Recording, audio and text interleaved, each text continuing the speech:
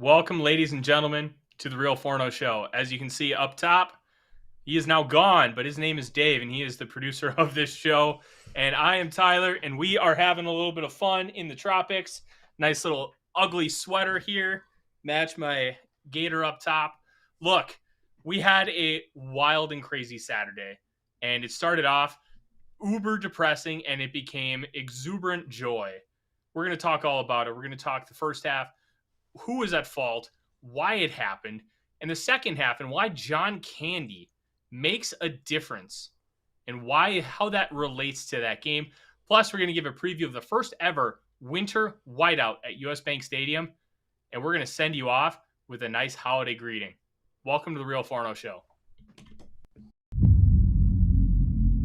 Welcome to the Real Forno Show. Managing editor of the USA Today's Vikings Wire. Betting and college football analysis for the Fantasy Points website. Publisher of Substack Run and Shooter. Host of The Good, The Bad, and The Hungry on the Voices of Wrestling Podcast Network. As well as a member of Climbing the Pocket. Welcome, ladies and gentlemen, to a joyous occasion. The Vikings are 11-3 and own the NFC North. You can take that, Ryan Poles, and enjoy it for dinner. You did not come here to take over the North. Kevin O'Connell and Kwesi Adolfo-Mensah did. My name is Tyler Fornes, and as I mentioned earlier, producer Dave, top corner. Dave, we are 6 days away from Christmas. Hanukkah has already begun. It is a joyous holiday season here for your Minnesota Vikings. How are you feeling today? I feel great. I had a nice, relaxing Sunday to recover from Saturday. It's just absolutely wonderful. That was the best comeback victory I had ever seen. And obviously, it was the greatest comeback victory in the history of the National Football League. Mm-hmm. Yeah. I want to address this. Raymond poses a great question. Why do people keep saying the NFL is rigged? He's so lost. Well, one of the reasons people say the NFL is rigged is because this season has felt like any other in NFL history. Now, the goal of the NFL since the salary cap era began in the early 90s was to level the playing field so that every team goes 8-8. The difference between every team going 8-8 and what we actually see are how skilled the coaching staffs are, the front offices are bringing in players, and player development, and then how they play in the field. Those are the four real elements that separate the good teams from the bad teams. The problem is this year, we have seen way more officiating issues than I've ever thought in years past. And not just in Vikings games. No, it's not just in Vikings games. You see it all across the league. You saw it last night in the Commanders-Giants game. It was blaring in that last drive.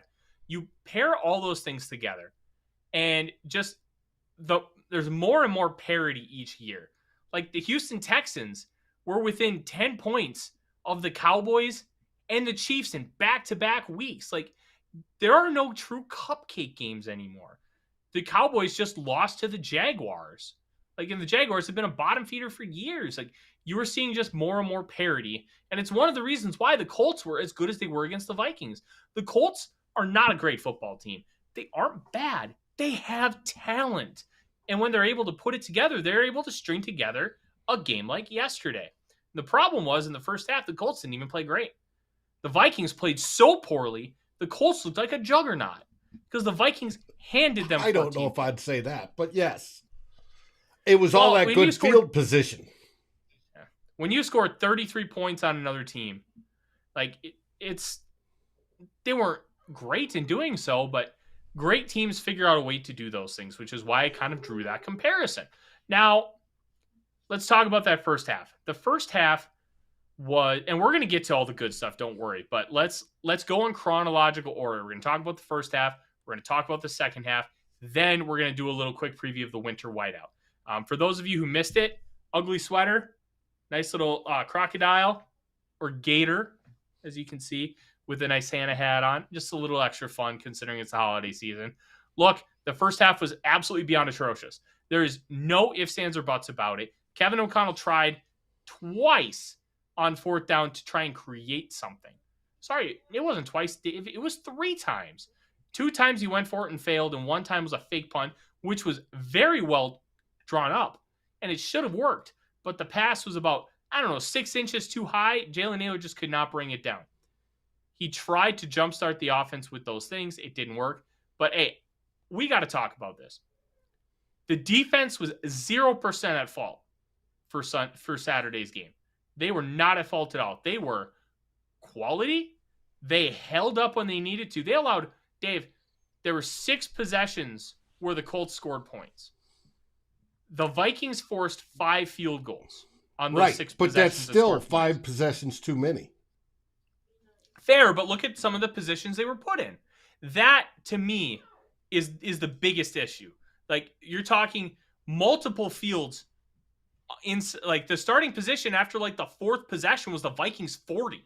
Like, that's the kind of thing we're talking about here, Dave. We aren't talking about a defense that allowed them to drive 60 yards and then get a field goal. Let's talk about these possessions. I have ESPN pulled up. First drive, after that kick return, 11 plays, 44 yards. The touchdown drive, that one was a normal drive. They deserve crap for it. 7 for 66. The second field goal, 6 plays, 21 yards. 4 plays, 0 yards on a field goal. 9 plays, 65 yards on a field goal towards the end of the half. 4 plays, 14 yards on a punt. 6 plays, 26 yards on a field goal. And then 3 and out, 4 and out, 3 and out. Fumble. Turnover on downs. End of half. Like, they played well when they needed to. They gave up 2 substantial drives. Just 2. And I think they deserve credit for it. I have not been able to watch the All-22 film, so I can't speak 100% certainty on some of these things. But from what I saw live game, they tried different things. Early on, they did not do a lot of man. They did it more later. Yeah, in the first half, they were sticking with their quarters halves. And that has gotten really, really, really predictable.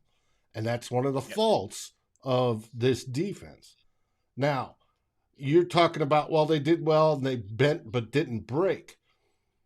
I'd be curious to look at their 3rd down percentage to see how many 3rd downs they tend to give up. Because it always looks like this defense does well on 1st down, does well on 2nd down. And it may be 3rd and 8, 3rd and 9, and sure as shooting, the opposing offense gets the 1st down. And it's those things that drive us absolutely nuts in Batsoid. Now, whether it's the quarter halves thing, because you can defeat zone. Zone works, but zone also can be defeated. And if you stick with it and you're so predictable, it's easy for offensive coordinators to game plan against. And it's going to be one of those things that's going to hurt the Vikings moving on unless they change like they did in the second half. Yeah. Well, let's talk about that, Dave. The Vikings are 13th in the NFL in 3rd down conversion percentage. That's pretty good. Offense and defense. On defense? Defense. Okay. Defense. They have allowed 38.3% of their 3rd downs. Now, the peak Mike Zimmer era, this is about 7% to 10% worse than what those defenses were doing. So that's relatively substantial. If you're talking, let's go with 10% difference just to make it even numbers. Right now, the Vikings have 183 3rd downs attempted against them this year through 14 games. You're talking about 18 extra 3rd down conversions at that point. Dave, that's a lot. That is a significant number. Now, that defense that we're talking about broke an NFL record for 3rd down conversions. That was a special unit. And we're not asking them to be that. Middle of the pack it's fine. You just being a percent better, 0.7% better gets them up to 9th. So you're not talking a massive disparity. That 9th place team, the Philadelphia Eagles, only has 3 less conversions allowed. Like, we're in a good spot. The number 1 team is the Tennessee Titans, only allowing 59 of 187 to 31.6%. The worst is the Chicago Bears, 84 of 170. They're 1 conversion away from 50%. So This is a good team. They are figuring it out on defense. Their red zone percentage, Dave, is now middle of the pack. Then why does After it about 6 drive us weeks, so crazy? it feels worse than it is because I'm trying to think of how to put this. They're unable to sustain consecutive, like multiple drives in a row outside of the second half, where they're able to get teams out of rhythm, get teams to punt it away quickly, and force those quote unquote turnovers. It's the consecutive drives of, hey, touchdown, field goal, touchdown. Like, it's when they're having sustained success like that, I don't think we're seeing it as much. So I think mentally it feels worse than it is. And don't get me wrong, it's still not great. We're not talking about a really good defense. We're talking about a defense that's honestly middle of the pack as far as like the conversions. 13th in third down, 16th in red zone percentage. Now, this team was second to last in red zone percentage at one point. They are now 16th in red zone attempts. And teams have converted 24 touchdowns, which is 15th. Like, they're middle of the road. That's fine. I like seeing that. As a scoring defense, Dave, the Minnesota Vikings are down to 28th, to 24.9. Now, obviously, the last two games really spiked it because they were middle of the pack. They were like 17th in the league. So the last two games have really inflated this number. So I'm not super concerned about them now being 28th, considering I know that those two games really spiked it. But they do need to kind of turn things around and figure it out. They need a statement win. And this offense that they're playing against the New York Giants is a way to do it. I thought it was this week. And they played relatively well this week, Dave. But there were too many instances where the Vikings just continue to shoot themselves in the foot. They only allowed 341 yards. 6 of 19 on third down were the Colts. They were trying. And they were starting to mix it up. They were playing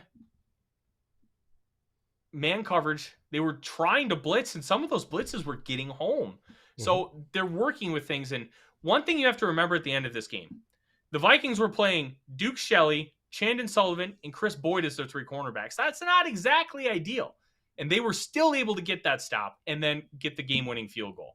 So there are issues with this defense. We're not going to deny that. But I think this was their best performance of the season outside of week one. And the fact that they were able to put this performance in without getting a snap from Cameron Dancer, who dressed, he chose not to play. And we know he was dealing with an illness, so I'm not going to speculate on it. But that's kind of what we were dealing with. So I'm very intrigued to see what happens here moving forward with this unit. And I think that this unit can be good. That's all they need to be. Good. Give me a top 20 defense. You give me a top 20 defense, this team could make a real run in the playoffs. That's all we're asking. Top 20. I'm not disagreeing. All right, those numbers seem to have gotten better. And it sure looks that way, even though it drives us crazy and we're too close in a lot of ways to it to invested. But a big chunk of why the team went down early was special teams play. Special teams at the beginning of the season started out absolutely fantastic, on fire. They were great in almost all four phases except for Greg Joseph. Greg Joseph has since improved. He hasn't missed a field goal in 7 games. He missed a couple extra points like 5 games ago, but that was it.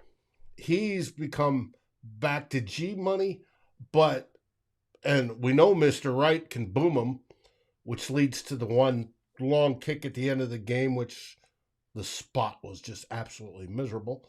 But they're the ones that gave up the long kick returns and punt returns and set up that good field position. And I want to know what is changed and what is wrong with the special teams that they have switched, from the best unit to the worst unit of the 3.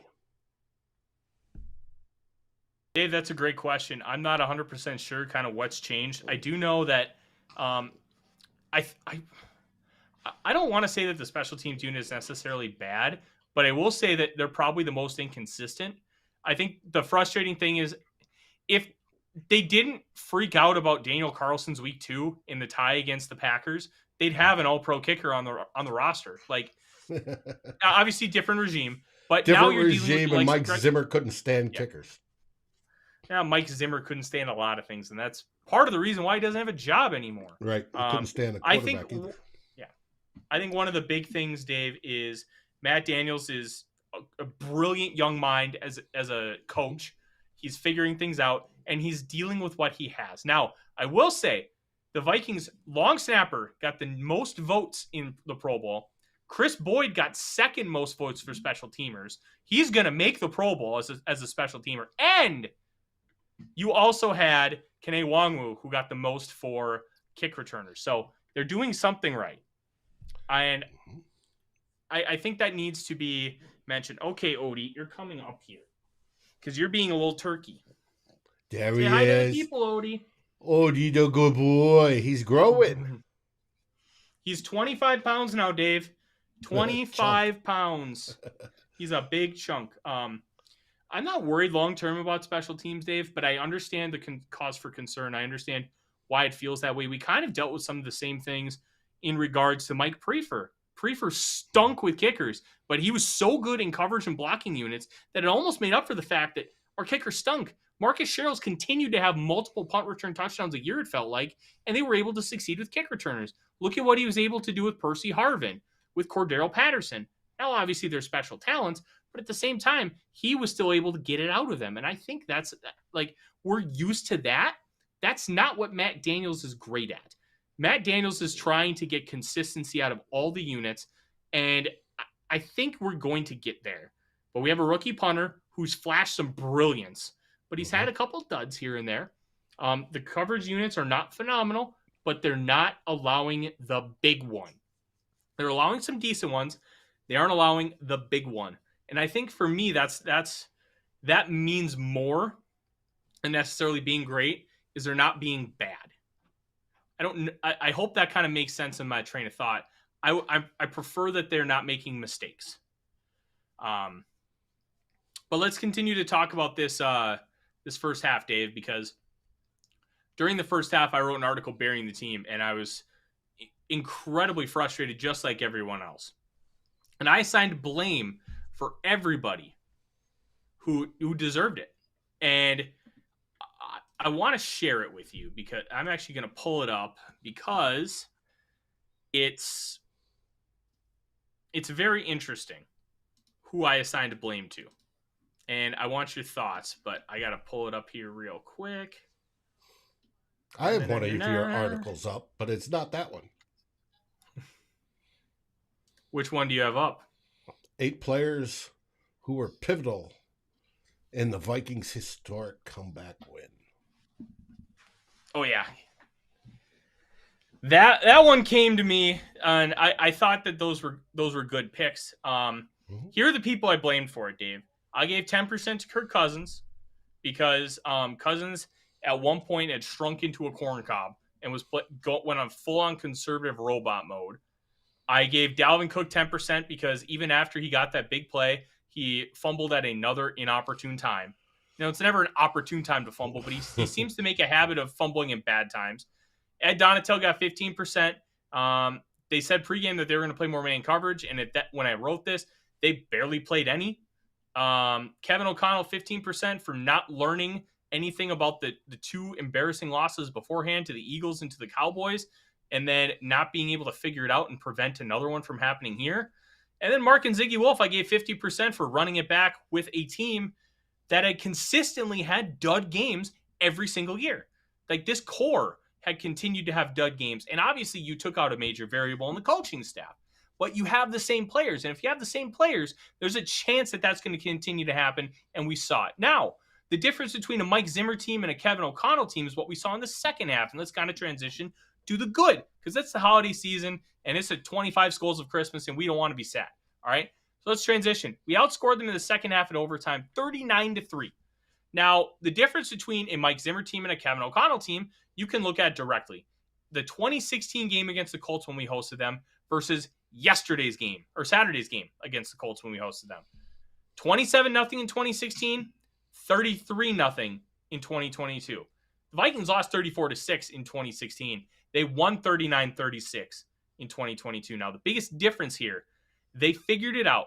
And this is where that John Candy line came in that you were asking me about because you weren't sure.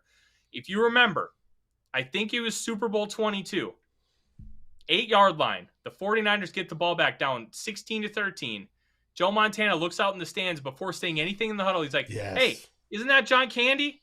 And the entire offense was like, okay, we're going to go win this game. Because that's why they called him Joe Cool. They called him Joe Cool, and he figured it out. And he was able to keep them calm and focused. And that took them to a Super Bowl. And obviously, you know the rest. John Taylor catches that 12-yard slant route for a touchdown. Bingo, bango, bongo. But that moment happened in the locker room when we heard about it post-game.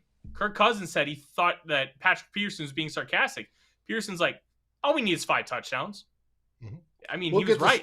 We just need 5 touchdowns. Easy. Yep. Yeah. And he was just so confident about it, didn't panic. And then Kevin O'Connell was like, well, that's my perfect lead-in. And then they ended up scoring 5 touchdowns, getting the 2-point conversion on that en route to TJ Hawkinson. And there you go. History was made. Now, if you remember, Dave, you probably watched this game in real time. I have watched this game numerous other occasions throughout the history of my life because I am a massive Warren Moon buff. 1992 wild card. Houston Oilers, Buffalo Bills, 35-3 lead for the Oilers. Former Indianapolis Colts head coach Frank Reich led that team to a comeback victory. Now, I find that incredibly funny because he got fired by the Colts earlier this year, and Jeff Saturday became tried to become the first coach with his namesake to win the day, to win on a Saturday, and he was unable to do it. But he was the first coach named Saturday to lose on a Saturday. You're damn right he was, Dave. And in record fashion. You know what? I think you need to give a lot of credit to Patrick Peterson for being the veteran, for being the one in the room to know, hey, I know we need to say this at this time, and I know that we need to take care of things, but I also know that we cannot panic. You know what? He was right. Now, I also explored, Dave, this morning on Vikings Wire. Was this the greatest Vikings game of all time? This was the 1000th game in Minnesota Vikings history. So I opined a little bit. I looked at multiple games, okay? Mm-hmm. I don't know if this is the best game, but I don't know that it's not. Well, there's different ways to look at it because I've contemplated the same question. It is the biggest comeback in NFL history. No question, right? People will be talking about this game like they did the Bills-Oilers game, right? It'll be talked about for decades. And it is what it is. But to have such a comeback game, you have to be bad at one point in time to be down as far as you were. Yes, it's great to turn around and win it, which they did. And I think Patrick Peterson and what he said is a key factor of that. There's also another key factor of that, and that's KJ Osborne. But some people are calling it the greatest comeback game ever. It wasn't in the playoffs where that Buffalo Bills Oilers game was. Yep. You know, and when we talk playoffs for impact, was the Minneapolis Miracle game bigger? But all that was a defender missing the tackle. You can sit there and it's all on how you want to view it. You know, that Minneapolis Miracle to me is obviously up there, and how it made us feel. But Saturday's game made us feel just like that as well. And it's just, I don't know. It's one of the top ones. It may not be the top, but it is one of the top ones. Purple Haze says you need to change the Purple Moon jersey with purple moon jersey with a Colt QB jersey. Well, I don't think so. Warren Moon was absolutely awesome, and you should give Declan grief for not getting that this last week. It's and so next time you're on, you go Declan and point to the back. Hey, I'll tell you what, Purple Haze, if somebody wants to pay to get a Matt Ryan Colts jersey framed back there, I'll hang it up. But I'll be honest, look, Warren Moon is my favorite player of all time. He is, in my opinion, a top 10 quarterback to have ever played professional football. I'm not taking it down unless I get something else to put it up. So if you want to start a collection, get people to make it happen, sure, I'll hang it up. Absolutely. Until then, it stays Warren Moon, and I don't think that'll change. Dave, let's go through some of these games because I think this is a really fun conversation to opine. If you want to follow along with us, go to the Vikings Wire, find the article that says, was the Colts comeback win versus Colts the best game in team history? Now, I'm going to list off some games. Some of them are they're all different in their own way. But I think because this is incredibly objective. Right. It's all in how you define best. And that's a personal thing. Yeah. And I think that's it. We're going to get Odie back up, sitting up with me. Oh, sorry, buddy. Conk. Yeah. He conked his head because he won't stop. Stop biting my feet. Concussion protocol for that. Sorry, bud. You're in concussion protocol, okay? All right, so here we go. Vikings versus Colts. 9/28/1969. Joe Kapp set an NFL record with 7 touchdown passes. 449 yards passing. That touchdown record still stands today. It's obviously been matched by other people, but really impressive for the time. Brett Favre to Greg Lewis in 2009. Vikings were down 24-20, and then that play won the ESPY for Best Play of the Year. Randy Moss. It was amazing that Greg Lewis landed in bounds because I thought there was no way. You know, he went up and caught it. You know, the throw was a Brett Favre missile, and he went up and caught it, and I got no way. It's taking him out of bounds. This isn't good. And he came down both feet just before the out of bounds marker to the back of the end zone, and it was just and that was the point where this season could be special. Yeah, I agree completely. I was actually in North Dakota hanging out with some friends at that game, and I didn't get to watch it till I got home. And because social media wasn't as big and mobile phones didn't have internet as easy access, I watched that unspoiled. Let me tell you, I'm glad I did. That was incredible. Some other games I have on here. Randy Moss erupts on Monday Night Football as a rookie against the Green Bay Packers. 5 receptions, 190, and 2 touchdowns. The Miracle at the Met Thursday in 1980. Adrian Peterson nearly breaks the rushing record and sends the Vikings to the playoffs in 2012. The Moss Moon at Lambeau in the Wild Card Weekend in 2005. The Minneapolis Miracle, obviously. And then my personal favorite for the Vikings 17-point comeback this year, obviously, is in that conversation. But my personal favorite game in Vikings history is the Vikings beat the Giants in the wild card to save Dennis Green's job in 1997. Something, Dave, that we talked about this summer with Judd Zulgad, who is also a writer for the Vikings Wire and host Purple Daily, and Mackie and Judd for Score North, some of our very good friends. That is my personal favorite game for the best one of all time. 19-3 down at halftime. They rally to down 9 with a minute and a half left. They score a touchdown, get the onside kick, and a field goal. They saved Dennis Green's job because he was about to get fired, if you remember. He released that book trashing Vikings ownership. He needed a win. No Brad Johnson because he was out with a neck injury. Randall Cunningham comes in after a year off of football in 96, wins that football game. And to me, that is the gold standard of Vikings games because there was so much going wrong for him. You knew Dennis Green's playoff record was not good at that point. They did not have their starting quarterback. They still figured out a way to win with a poor defense. And to me, that'll always be the gold standard, but this comes very close. Warren, yes, you posted Dallas scored 33 points in one quarter.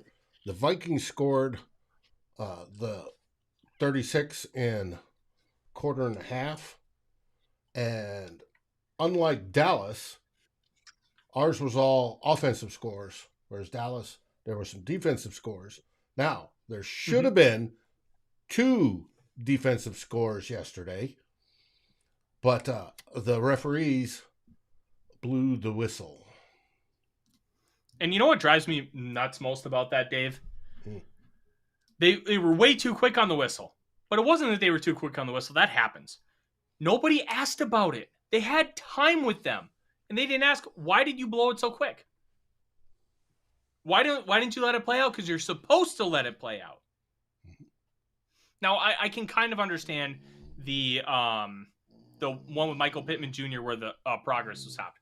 I kind of get that, Dave, because you can't go back and review that. You can't review forward progress. You can't review it to change it to forward progress. So if you think you see it, you have to call it. But it was obvious he was still fighting, and it wasn't like he had been held up for like 2 seconds. It was like maybe a second after he was still fighting, lowering his shoulder and trying to push forward. And that's when the ball was stripped. Less time than that. It's more like it might have been less time, but they blew the whistle too early, and they're supposed to let it go on, let the play go on, unless it's obvious. And both of those should have been defensive touchdowns. But no, it absolutely should have been. And then the second one, where Deion Jackson fumbled standing up in a pile, and they blew that whistle. Look, here's the way I look at it. You can't be mad at the officials for screwing us, okay? But you can be mad about the fact that neither one of those were called, and the Vikings put themselves in the situation where they had to come back. Like, the refs made awful calls that harmed the Vikings, but the Vikings harmed themselves. The Vikings would have lost this game by like 2 points. Then maybe we can have that conversation where if you do one of those two things. But complaining about the refs is a futile exercise. But understanding that they made mistakes and saying, hey, you made big boy mistakes. That's like, the players have been tweeting. They just want answers. They want to know why they felt like they were screwed. And Shannon Sullivan had both of them. Imagine scoring 2 touchdowns and getting them both taken away from you because the official was a little too quick. Like, that's an incredible thing, and I feel bad for him. But you know what? I hope they fix it because nobody should have to deal with that again. And if they do fix it, Dave, that's an objectively good thing because officiating is bad across the league. You saw a bunch of it. We mentioned it earlier in the show. The Commanders got screwed twice. Like, it needs to improve, and we've been saying that for years, but it just hasn't yet. And ball placement has been a problem. That's why I wish they would go to sensors in the balls. That one punt at the end of the game by Mr. Wright, that sucker was downed inside of the 1, and we go to commercial and come back, and the ball's placed on the 2, and they've got room to kneel down. And I'm like, what? And it was obvious. You looked at the replay. It was downed at about the half-yard line. And yet, they placed it at the 2, which gave Matt Ryan room to kneel down and send it into overtime. And it's just... Yeah. Let's go to a couple comments here, Dave, about the officiating. Aaron says Matt Ryan's sneak was stopped early and we benefited. I'd have to look at a replay, but on first glance, even with the replay, I kind of disagree with that. I actually think they stopped him at the right time. It was after the whistle where the players behind him basically lifted him up and pushed him across the line. So I think that one was well done. They're usually really good about sneaks and waiting for the line to stop moving before they make that call. I do reserve the right to change my mind on that by looking at it a third time, but that's what I remember. And then, Brian, the biggest issue is no consistency across officiating crews. You're right. That's a major issue. There is a website. I'll pull. I think I have it in my bookmarks. I have it in mine. Yeah. I almost left the show on accident. Oopsies. It's called NFLpenalties.com. You showed this to me, I think, Dave. It tells you Who has the most penalties? It tells you by each referee's crew what what they've called the most. Like it's a very nice tool to use. Um, I like using it, and Odie's almost in the picture, aren't you, puppy? Almost. Yeah, I know. Aaron, I'm not going to lose the Gator hat. I am a massive Gator fan. You can see the swamp right above my head, and my background on my computer monitors are the swamp. Like I am a Gator through and through, and I don't think that's going to change. I apologize. I hope we can still be friends, but he also asked when to blow the whistle for forward progress. I don't know how the rule is written, but I think you have to be held up for a certain amount of time, and your effort being pushed forward is pretty much stopped. So if somebody's trying to push forward and their legs basically stop churning and they're stood up, that's when they blow the whistle. I don't think that Pittman Jr. was either fully stood up or stopped moving, and that's why the frustration was there on that call. Just look, the Vikings won, and we'll move on here because I think we're spending too much time talking about how bad the refs were, but they were. They weren't good. But Mary's got a question right here. You saw this story come out today. Kevin O'Connell Mary, I think, is absolutely infuriated, and he sent a memo, a message, whatever you want to call it, to the NFL league or to the league, along with video, on how he feels Justin Jefferson is being targeted in a malicious way, i.e., shots to the head, to try to take him out this season because he's doing so well. And we're seeing more and more of them, and that there isn't enough hitting a defenseless receiver calls on some of these. And I agree with him. It does look that way. It looks very much like 2009 Saints. And it should be something looked at. Yeah, I agree completely. I actually wrote that up here earlier this afternoon for Vikings Wire, which, if you don't know, I'm the managing editor, and I write almost all of the content on Vikings But Wire. you got, excuse me, you also got Judd writing some, and you hired a third person. Yes, Matt Anderson from Vikings Happy Hour will be joining the team in the coming days. I'm very excited that we'll have those three, and a fourth will be coming as well. So we're going to be a one-stop shop for all your written Vikings content, coming from all angles: film, scouting, columns, fans. Odie, if you bark, I'm going to kick you in the keister. We have a barking puppy. He's barking.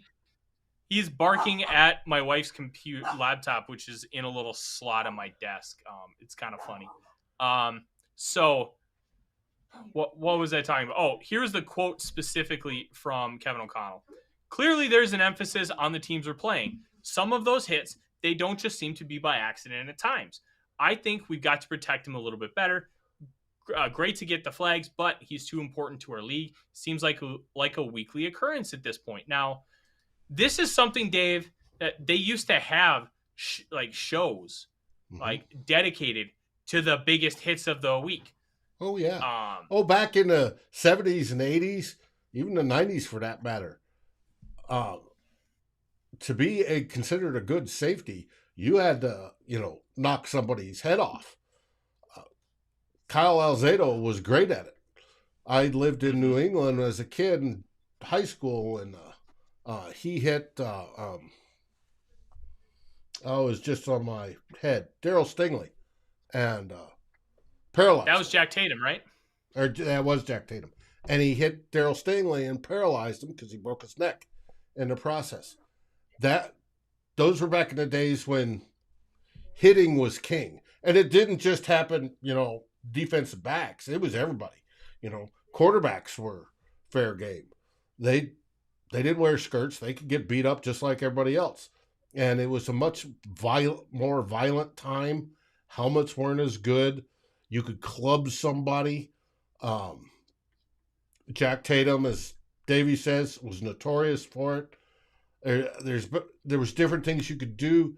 Uh, they would build up casts and literally have like clubs, and you stiff arm or sling your arm, and there was all sorts of you could head slap back in the 70s.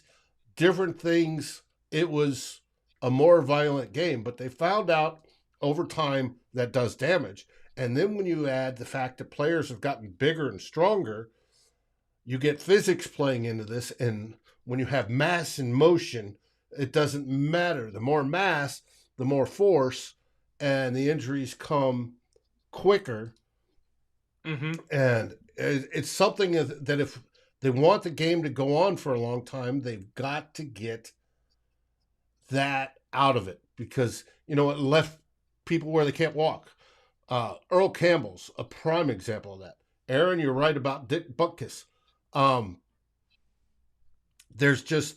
It was such an abusive deal, and they're trying to limit that so it can last. They're trying to, reduce concussions, hopefully eliminate them, so it could go on and be safe for younger kids to learn to play and come up.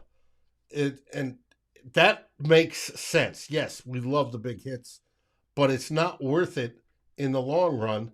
And when you're talking about one of the premier stars in the league, and we're not just talking the Vikings, but the entire NFL, in Justin Jefferson, Mm-hmm.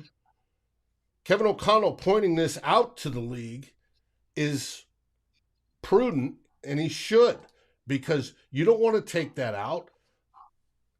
Justin Jefferson is going to be a moneymaker for the league as a whole throughout his career, and they want to help protect that, or should want to help protect that, versus some defender who's target practicing to try to get him out of the game. It's bad sportsmanship if you're doing it on purpose in a lot of ways, and we don't want to see it. Yeah, I agree. I miss Steve Atwater.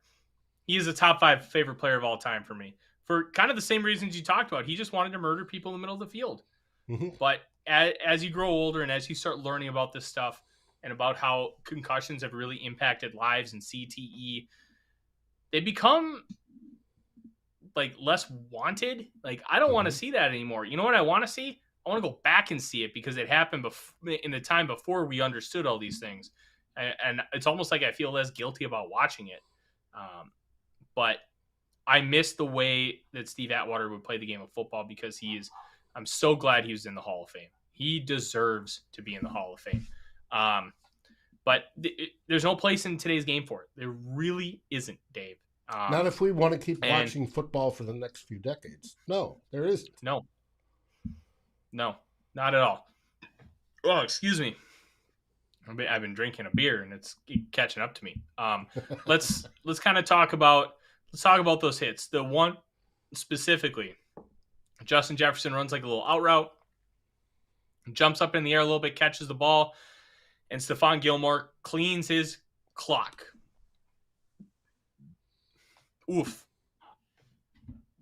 Yeah, but the way he did it with using his head, it didn't look like he led with his shoulder. It looked like he led with the head, and he led up into Justin Jefferson's head.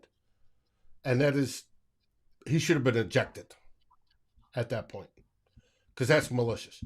He could have gone down, tried to tackle, hit him hard in the arm, shoulder, rib, torso type deal, but you don't try to take somebody's head off anymore. That's not the game anymore.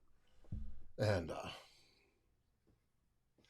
it's just, and if they take Justin Jefferson out, they've robbed Minnesota Vikings fans of years of joy. And that's wrong. It's just wrong. I would expect Stephon Gilmore to get fined for that hit. And unfortunately, that hit also caused Jalen Reagor to come into the game, and that's when he stopped on that deep crosser, and that was the interception. Reagor messed up, and you can tell, like, there's both Kirk's interceptions yesterday. Dave, we talked on the show. I was curious why Reagor wasn't getting more playing time, and we just got our answer. Obviously we don't see practice, and that's a big thing, but we got our answer. He is Well, it And we was, I saw think that Phil Mackey consistently. put out a tweet. He did the research. Jalen Rager's caught like 5 out of 28 balls that have been thrown over 20 yards to him in his career so far. He's, I don't know if he's got eyesight problems like Troy Williamson, needs to go see an eye doctor or what it is, but that one where he was running towards the corner and held up, that was just unbelievable. Unbelievable. Because we all saw it. We were yelling at the screen, why'd you stop as the ball's in the air? That's just, it's crazy. Yeah, that's... Look, Rager messed up, and you could tell there's a still shot within a second or two of the receiver or the safety celebrating that O'Connell had his headset off and was like, "What are you doing?" And they showed Rager on the sideline. He was distraught about the fact that he screwed up. And you know what? They were able to figure it out. And the Jalen Rager experiment hasn't worked any more than being a special teams guy. And you know what? That's okay. It was worth the shot. Maybe you could get something more out of him, but I'm not going to expect anything moving forward. Look, that game was tremendous. We're going to be able to talk about that a lot this offseason. We're going to be able to talk about it in general over the course of the rest of our lives. But now, Dave, we have something special coming up on Christmas Eve. But hold on. Oh, you want to talk about KJ? I want to talk about KJ.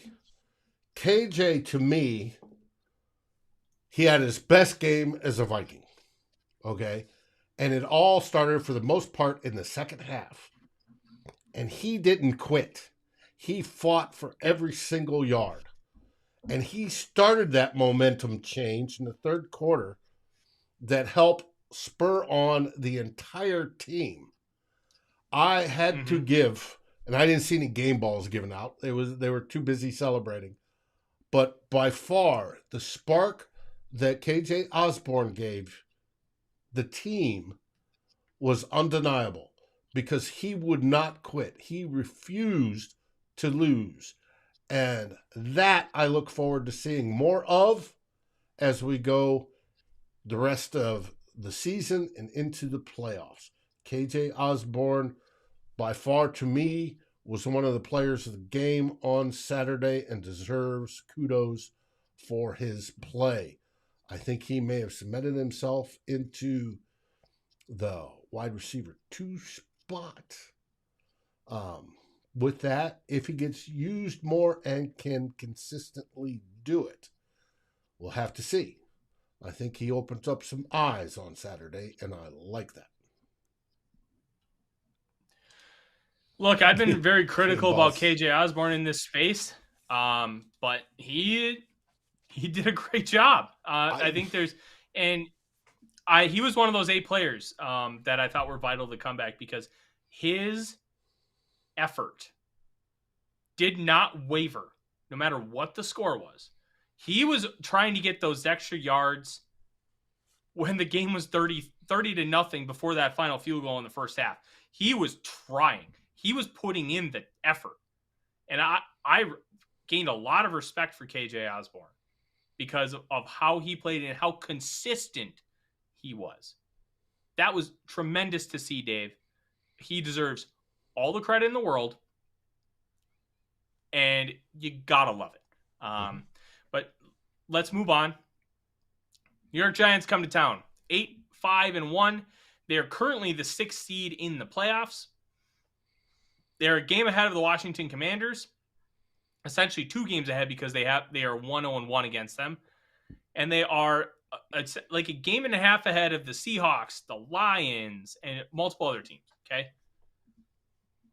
they are going to come in here needing to win. If they win, they can secure a playoff spot in Week 17. But the Vikings need to win to secure the number 2 seed. Do we secure it if we win? This is no. We need to win out to secure it, or 2 wins and 1 49ers loss. So we are currently a game up on the 49ers, but our conference record, the Vikings have a worse conference record by 2 games. I believe we are 6-3 within the conference, and they are we're 6-3. They're 8-2. I want to say something like that. I will look. Look at the Niners. Like, our 3 losses have come against the division or the conference. I know that.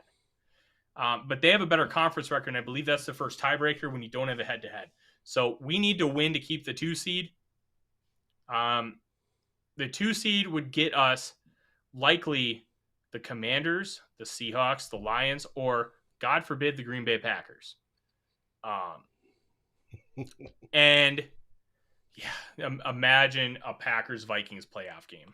Well, as long as we can end Aaron Rodgers' career, I have no problem with that. You're right. The Vikings have a 6-3 conference record. The San Francisco has an 8-2. So they're a game and a half. What can I say? I'm good at some things sometimes. That means the Niners currently have 1 game left against the AFC, which I believe is this upcoming weekend, and the Vikings don't. They're done playing the AFC. They swept the AFC, a 5-0 record against the AFC, but that does not help come time to for tiebreakers, unfortunately, because they go in conference record instead of out of conference record. So the Vikings would need the Niners to lose 1 more game in conference, and the Vikings need to win out to make that one a tie. But at that point, I don't think we're going to get to a point where the Vikings can win the tiebreaker and still tie for the conference and get that 2 seed. So the easiest way is the Vikings just win out, and I think they can do it. They're playing the Giants, who have a very good defense. Their offense is extremely beatable. Daniel Jones is like a mailman, not Karl Malone mailman. He's an average Joe. Yeah, like if he walked into your 8th grade, if you walked into your 8th grade math class, you'd think he was the teacher. Like he's the guy. But they have some talent on that offense. They have arguably the only young left tackle better than Christian Darrisaw, and that's a real debate. Who's better? Andrew Thomas. Thomas has been incredible so far this year. You look at all these elements, and it's that defense. I wrote about it for USA Today because we do a collaboration piece each week. The one matchup I want to watch, Dave, Kayvon Thibodeau, the rookie pass rusher versus Christian Darrisaw. That is going to be the matchup I think that decides the game. Because if Thibodeau ends up being a game wrecker like he has been in previous weeks, the Vikings are screwed. They are not going to win. Yeah, but because Darrisaw? Thibodeau is incredible. Yep, but this is probably the best pass rusher he'll face all year. Mm-hmm. Like, kind of weird to think about, right? Mm-hmm. Devin, but this game's on Saturday. Yeah. And some do deliver on Sundays during the holiday season. So the more you know. I know Amazon, before they had their own delivery guys, they used to pay the postal service to deliver on Sundays. And now they pay the postal service to deliver a week or 2 late. But that's frustration. But what's going to be good about this game, in the Vikings' favor, as everybody that lives up there knows, it's going to be cold this weekend. As in absolutely frigid. We're talking wind chills below 40. Most folks don't like that weather. Especially folks coming from out of town into the cities do not like that weather. And I'm hoping that the Giants get off the airplane, get a taste of it, go to their hotel, get a bigger taste of it on the way, and then say, to heck with this, let's get this over and go back home. But we'll see. What do you think of the idea of the whiteout? That the team has asked everybody to wear white. And the team is going white on white on white on their uniforms. The only thing that's purple are the numbers, stripes, and the helmet. I love it and I hate it, and let me tell you why. I love the idea of the whiteout. I love the idea of having the crowd like band together. This is something that they've been doing at Penn State for eons, and it's great. Dave, it's phenomenal. But here's the issue I have. Why are we wearing white jerseys when the entire crowd is wearing white? We should be wearing the purple jerseys, because now it's going to be harder for Kirk Cousins to see people down the field. And I think we should have gone all purple in contrast to the whiteout. It's something that Penn State does. They wear their navy blues. And I think it could be a mistake to wear all white with a full white backdrop. That's all I'm saying. I think the atmosphere is going to be awesome. I hope I'm wrong, but I worry about that because those little things can make a really big difference. And if that ends up being the case, let me tell you, I'm going to take a victory lap. It's going to be a long one. It's going to be fun. And I'm going to hate the fact that we lost. But I think it's going to be a rocking atmosphere because when you get the crowd united behind something other than the team, it's awesome. It's a special atmosphere. College football does stuff like this all the time, and we're bringing that element to the pros. And when you can bring that kind of camaraderie up here, it means something and it makes a difference. I love the idea. Let's see how it works. But guys, that is our show for tonight. I want to thank everybody for taking your time over the course of this year and this week to spend with us. We have some stuff coming up. We will be doing our normal show next week. Dave and I confirmed that during the pre-show. You will be getting the Real Forno Show Monday the 26th at 6 p.m. Central Time. This week, Dave, what do we have in store for the people? We've got a busy week lined up. I got contacted by Flip this morning saying he wants to do an emergency episode of 15 Minutes with Flip Mozzie. For those that don't know, that was Flip's original show when he joined Climb in the Pocket. It was a great show. A lot of people listened. It's a quick hitter. As the title dictates, he likes to stay around 15 minutes, and it should be good. Wednesday, we have Vikings Happy Hour. Thursday, we have Vikings Hot Takes. Friday, we're moved 2 old bloggers ahead to give you your pregame show of the Vikings versus the Giants. And then Saturday, in a 2-minute warning, we go live with the final score. And I want to thank everybody that watched the final score from last week. The great comeback game. That was one of our most highly viewed episodes. We appreciate it greatly. You guys rock. And it's going to be a fun week. So stay tuned. It's going to be a good time. And thank you all for joining. Make sure you follow along at Vikings Wire. Mm-hmm. Make sure you catch everything that I have going on there. Judd just released a fun column talking about how he left during the game to go back and record Ventline because the Vikings were down by so much. It's a very interesting perspective that I think we can all relate to. I'm going to have a lot of really fun stuff coming up. I went off about how some of the national media is a little lazy with their analysis and how, the Vikings have a +2 point differential, so they're frauds. Like, no, you're not even trying to contextualize why their point differential is low. You're not even trying to understand why they're winning all their close games. And I'm very annoyed with national media. But make sure you check that out. Make sure you check out all the other great shows on the network. If you're a Christian, Merry Christmas. If you're a Jew, Happy Hanukkah. If you celebrate anything else, happy whatever you celebrate. And if you don't celebrate anything, I hope you have a wonderful evening. Thank you very much, everybody. And Skol Vikings. And don't forget, we are the 2022 NFC North champions. Skol Vikings! Damn right we are.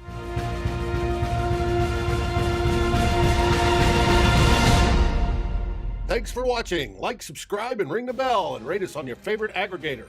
And a special shout out goes to our partners, the Daily Norseman, where the best Vikings content can be found, and to Lake Monster Brewing, home of the best beer in Minnesota. Skol, everybody.